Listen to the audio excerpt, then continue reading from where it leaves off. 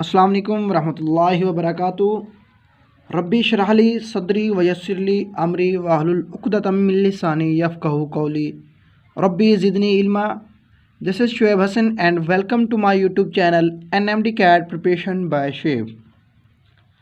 Today our topic of discussion is bond fission means bond breaking. कैसे होती है?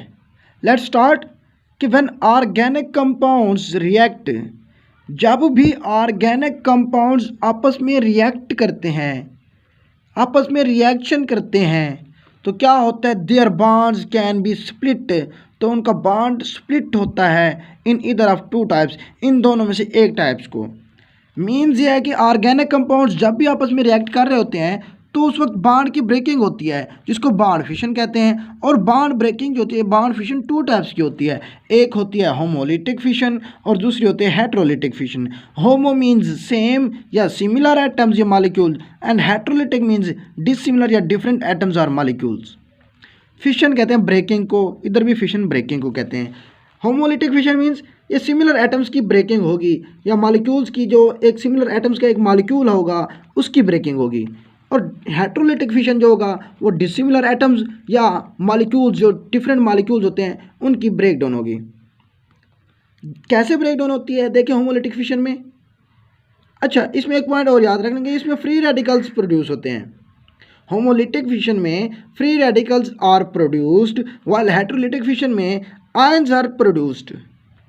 इसमें फ्री रेडिकल्स जनरेट होते हैं होमोलिटिक फिशन में, और हेट्रोलिटिक फिशन में आयंस जनरेट होते हैं। कैसे जनरेट होते हैं? हमने सिमिलर एटम्स क्या है, एक क्लोरीन का एटम, ये क्लोरीन का मॉलिक्यूल बन गया है। जब हम इसको ब्रेक डाउन करते हैं तो हमें दो फ्री रेडिकल्स मिलते हैं क्लोरीन के। क्लोरीन है, ये बॉन्ड फिशन हुई, ये बॉन्ड ब्रेक डाउन हुआ, एक बनेगा हमारे पास दो फ्री रेडिकल्स। जैसे ही बॉन्ड ब्रेक डाउन होता है तो हमें दो फ्री रेडिकल्स मिलते हैं। तो free radicals are produced in homolytic fission. और अक्सर औकात होमोलिटिक फिशन जो होती है वो सनलाइट की मौजूदगी में होती है, या यूवी लाइट की मौजूदगी में होती है, या हाई टेम्परेचर की प्रेजेंस में होती है। कहाँ कहाँ होती है? इन the presence of sunlight, UV light और एट हाई टेम्परेचर में। ये कौन सी होती है फिशन? होमोलिटिक फिशन होती है, जिसमें आप देखेंगे ना सनलाइट का इस्तेमाल हो रहा होगा और यूवी लाइट इस्तेमाल हो रही होगी, या उसमें हाई टेम्परेचर हम यूज़ कर रहे होंगे। तो वो फिशन अक्सर औकात होगी भी सिमिलर एटम्स के दौरान, और वो होगी फिशन कौन सी? Homolytic fission. अच्छा, होमोलिटिक फिशन के क्या बनते हैं? फ्री रेडिकल्स बनते हैं। Number 1 similar atoms, number 2 free radicals are generated. अच्छा, number 3 in the presence of sunlight, UV light or at high temperature. और ये जो बॉन्ड बनता है नॉन पोलर बॉन्ड बनता है। नॉन पोलर बॉन्ड कौन सा होता है? नॉन पोलर ऐसा बॉन्ड होता है जो सिमिलर एटम्स के दरमियान होता है।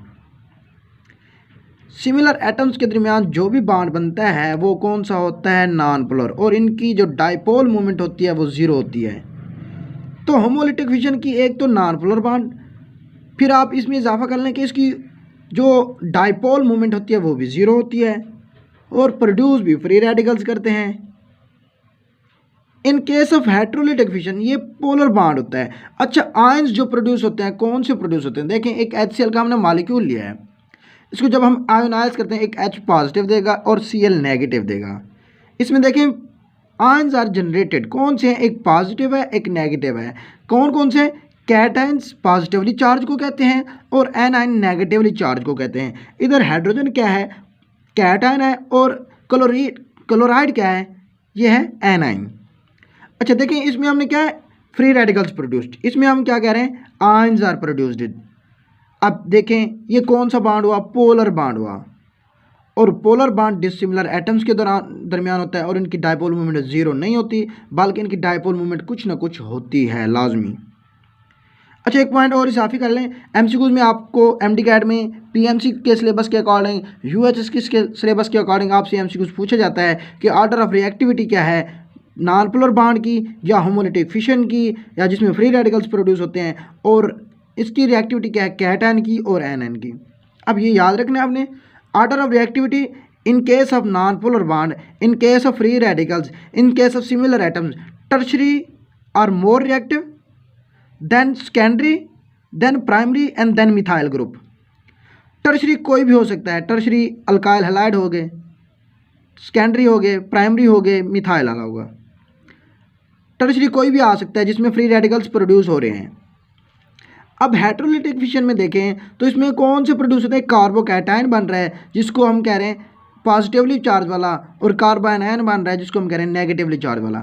इन दोनों की रिएक्टिविटी इनवर्स है। देखिए कार्बोकैटायन की बिल्कुल सेम है जैसे होमोलिटिक फिशन की रिएक्टिविटी है। टर्शरी पहले more reactive, then secondary, then primary, then methyl group.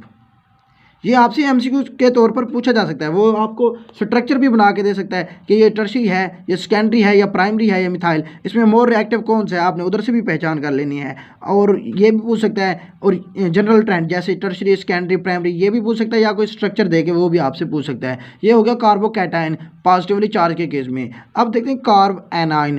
Carb A9 के इसके इन्वर्स कर देंगे, मिथाइल ग्रुप फर्स्ट, फिर प्राइमरी, फिर सेकेंडरी, देन टर्शरी। ये था इसका order of reactivity homolytic fission के केस में भी और हेटेरोलिटिक के केस में भी। ठीक है, आज का हमारा टॉपिक कंप्लीट हुआ, homolytic fission and heterolytic fission. अगर आपको कोई बात पूछनी हो या कोई क्वेश्चन करना हो तो आप कमेंट्स में बता दीजिएगा, और इंशाल्लाह हम आपको जल्द से जल्द रिस्पॉन्स देंगे इसका। अल्लाह हाफिज़।